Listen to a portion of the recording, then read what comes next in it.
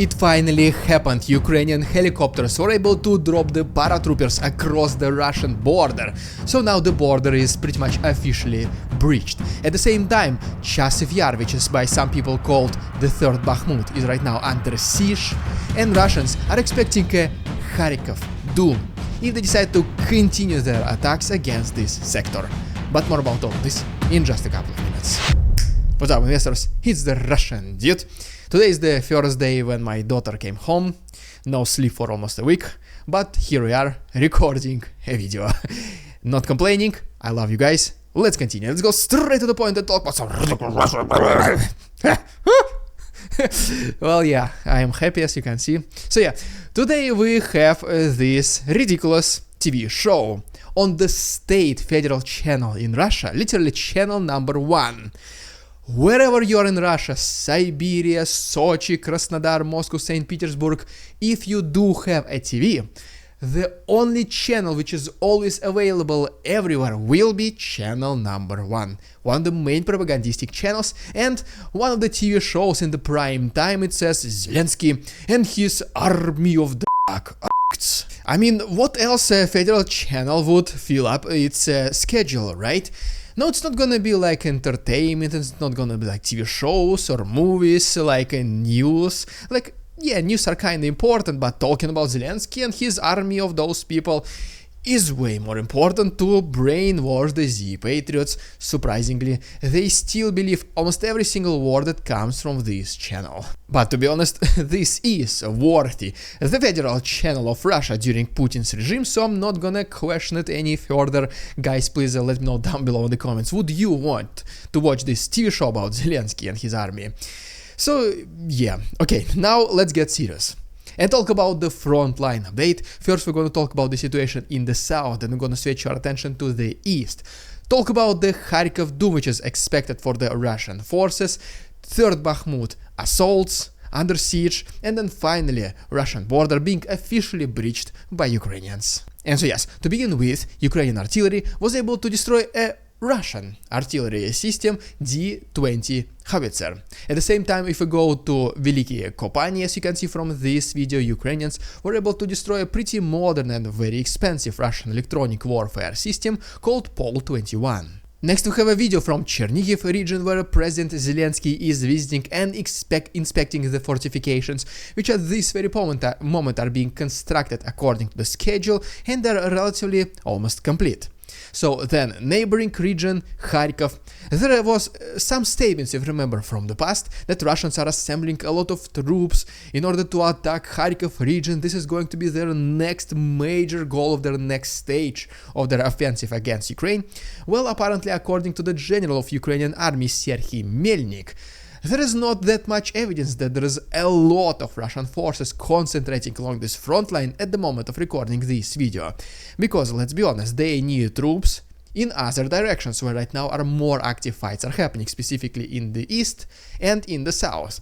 They most certainly do not have additional forces to bring to Kharkiv and launch another offensive, because the front lines as it is already complicated for them to hold.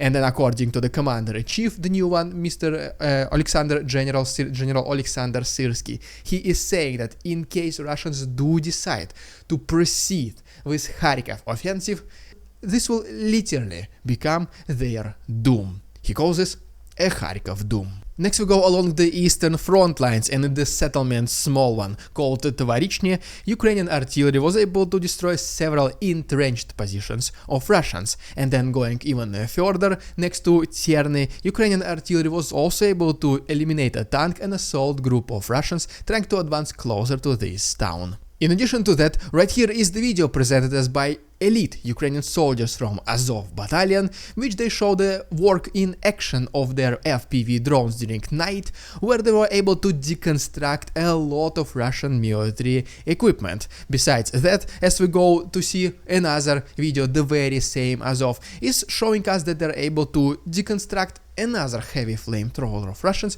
called Solntsepek. Russia did not have that many of this equipment in the first place. Well, now they have pretty much just a few of them left. To be honest, in my personal opinion, this kind of footage which shows the work of Ukrainian drones during night with the night vision is one of the most intriguing to watch, at least once again for me personally.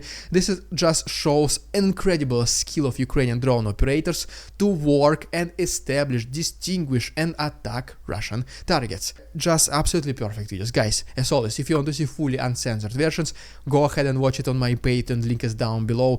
Incredible. I definitely recommend you to go and see it as soon as possible. You will know what exactly I'm talking about. Next we have a picture of a very interesting modification for a Russian tank in Krasnohorivka.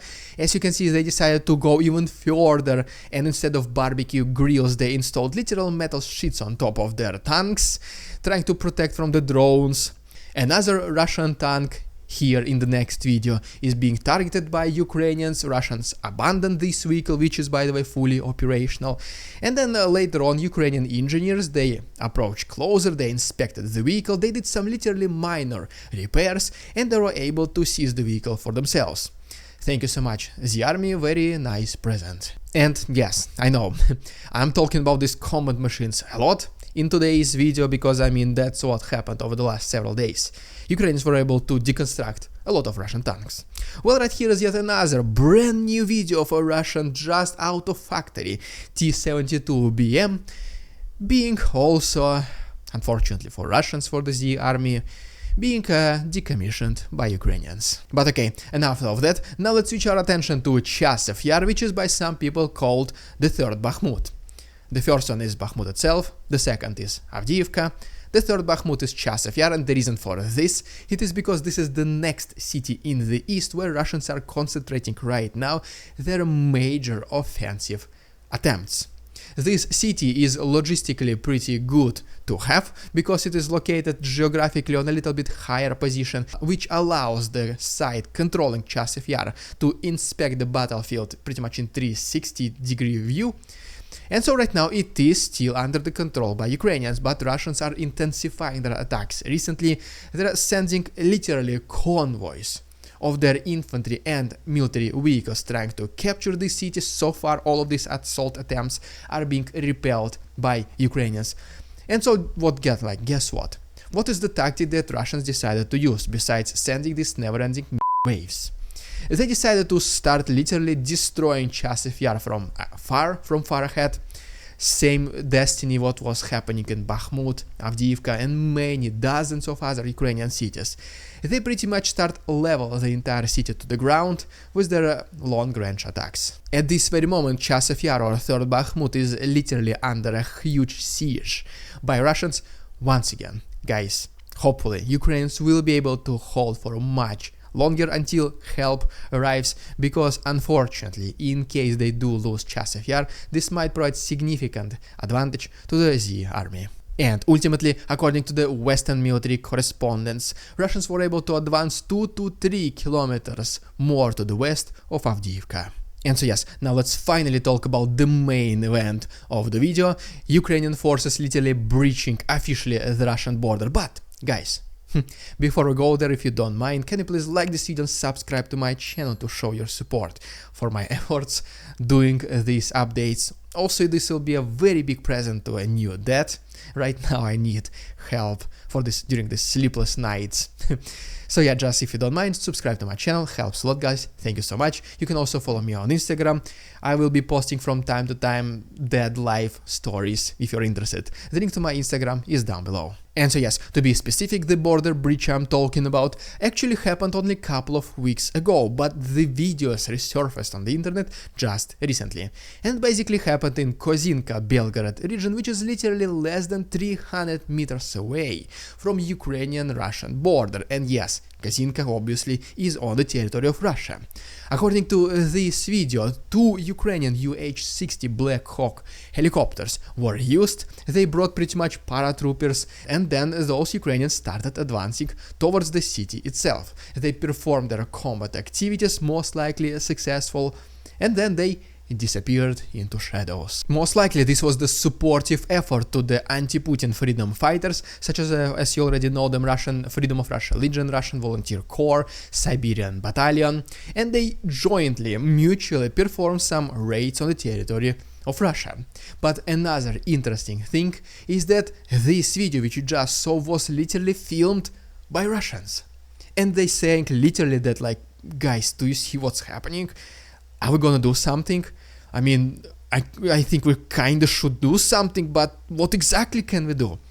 Literally, Russians were completely, the Z army I'm talking about, they were completely helpless and clueless how they repel this assault by Ukrainians. Ukrainians literally brought 2 helicopters across the border, did paratroopers, they did some work, destroyed most likely some military vehicles of Russians, and they left completely untouched, uninterrupted, nothing like this. Which just shows you that once again, like what Putin is doing in Ukraine, he cannot even protect his own borders, and this should be a pretty good lesson for Ukrainians that if they do want, if they're willing to do this more in the future, there will be little to none resistance from the side of the Z army, at least for now. And also another major factor is that once again, if Ukrainians continue to do this, this will be a major distraction for Russian forces currently fighting in Ukraine. So they, Ukrainians, might use this to their advantage in their upcoming next counteroffensive. But yes, guys, this is again as much time as I had to record this episode. I gotta take care of my daughter. Please go ahead and once again subscribe to my channel, helps a lot. Go ahead and check the Russian Dude merch. Some new things are coming. Don't forget about discounts for Patreons, reaching up to 20%. So also go ahead and check my Patreon. If you don't mind, you will see all the uncensored footage of every episode right there on my Patreon. Thank you so much for watching and see you tomorrow.